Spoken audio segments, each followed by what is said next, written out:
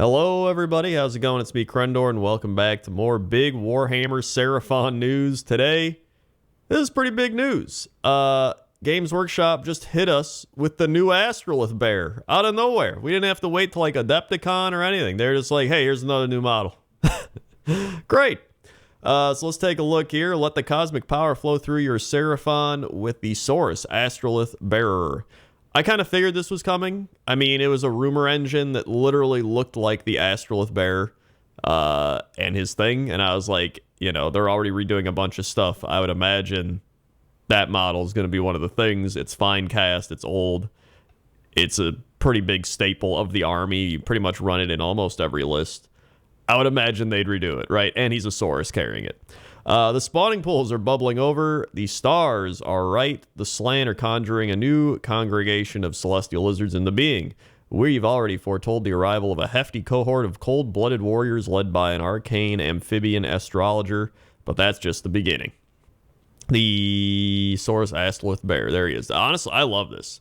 I love the little like snake-looking thing there. You know, it's got a nice mixture of, I think, the space tech and the kind of ancient, you know, Aztec, Mayan tech. I really like the blend they've done. Because, you know, it does have that space feel, but it still holds true to what they actually are and, you know, fantasy and stuff. I really like it.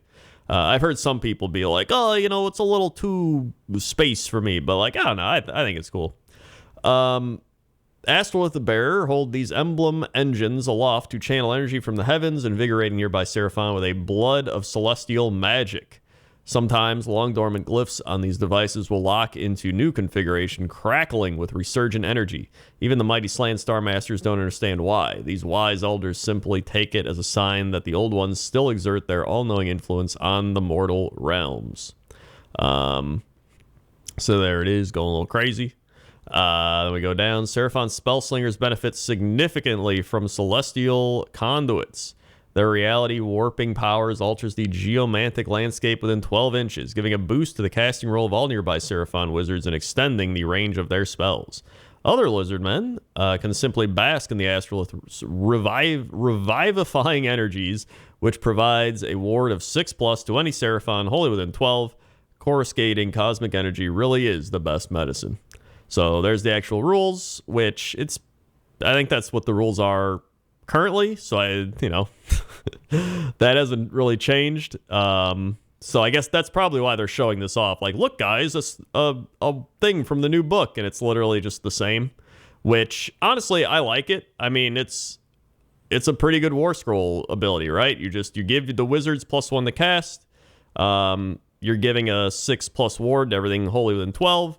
And then you're adding range to your Seraphon wizards because you're carrying this big magic staff that's giving them more magical power, right? So I think it's cool. I like it a lot. And I'm glad they've actually stuck with the old rules because I think his War Scroll is one of the better War Scrolls. I think it's pretty solid. I don't think it needs that much changing. You know, maybe he gets another like 1 or 2 wounds, maybe a better save. You know, that's about it. But I'm pretty happy. So, I mean, what do we got now? We have Saurus Warriors. We have the Astrolith Bear. We have the new Skink Riders. And we have the new Slan. So, they said that wasn't even half the new things, right? So, I want to make a prediction right now of what I think the rest of the new things are going to be. I think we're going to get new Saurus Knights.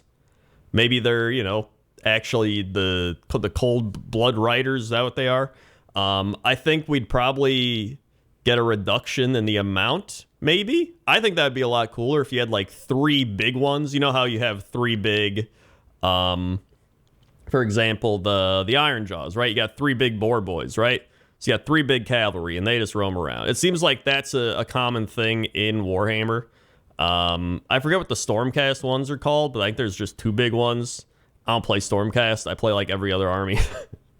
But I wouldn't mind that if you just had 3 really big kind of, you know, elite cavalry units as opposed to like whatever the Saurus Knights are now. You have like 5 little shitty ones. I do think Saurus Knights are getting redone. I think that's a huge one. I think Kroxigors are getting redone. That's like an obvious one. I think we've already seen the rumor engine. Some people are like, it could be the Sunblood. Well, honestly, I think we might get a new Sunblood as well. I would say if I had to like put it at a percentage, I'd say the 95% is going to be Saurus Knights, Kroxigors. Then I'd go to like 85% for Temple Guard. I'd go to probably 85% for Salamander Razordon. I think I might even go 90 on that. Those kits are so ugly. They're so ugly, man. It's not even fun building them and painting them. I might even just say like 95. They're gonna get redone. And then I think some of the foot heroes. I think, listen, GW loves their foot heroes. All right, they love giving everybody foot heroes. So I think most of the Finecast Seraphon things are trying to go the way of the dodo. Right, we got, I think, a new Sunblood's on the way. I think a new Old Blood is on the way. And what would another, I'm trying, the Old Blood on Cold One, right? And I think he would probably pair up with the Saurus Cavalry. So in all honesty, we could either get a foot Old One and a foot Sunblood, or we get a foot Sunblood and then an Old One on Cold Blood, right? I think I said it all correctly. And then I think that's probably all the things I would imagine. I think, mainly Saurus. I could see them doing new skinks.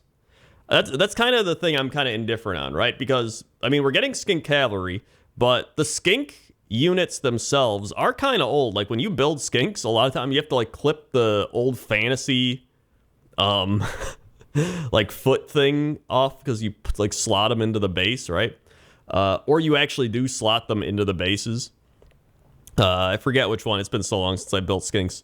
But I could see them doing new skinks, because I mean they've already created so many new skinks, right? They've created new chameleon skinks, they've created new Warcry skinks, new Underworld skinks, they've created new just skink riders, right? I mean, to be able to just be like, hey guys, here's a bunch of new just skink kits as well. That wouldn't surprise me if they did that, because they're already pumping out every other skink type you can get for other games and everything. So I might even just say I'd put skinks at like a 60%. I think that could happen as well. But I mean, overall, thank God. I'm somebody that has every single unit in the Seraphon army. It is the reason I got into Warhammer back when I was 12 years old. I loved the Seraphon, well, the Lizardmen back then, now there's Seraphon. And, it feels good to finally get some more model upgrades. You know what I meant? Or, you know what I mean? Meant and mean. So we'll see. I'm mainly just leaning towards them redoing all the Finecast stuff. That's kind of my whole thing, is like, if it's Finecast, they're probably going to redo it. Obviously, Saurus Warriors, Temple Guard aren't Finecast, but they're old, and that's why I do kind of think skinks are going to be redone as well. But I'm more sure of the Saurus stuff. So that's going to do it for me. Thanks for listening and watching. Like, comment, subscribe, all that YouTube lingo. And if you want to check out any other videos, you can check them out right over there, or just click the channel and browse around. Okay? Okay. See ya.